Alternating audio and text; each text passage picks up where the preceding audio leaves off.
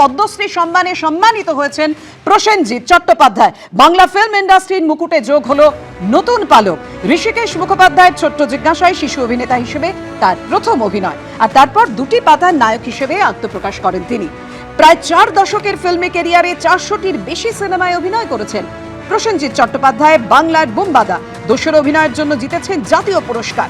প্রসেনজিৎ চট্টোপাধ্যায় অভিনীত শঙ্খচিল সেরা বাংলা সিনেমা হিসেবে জাতীয় পুরস্কার জিতেছে।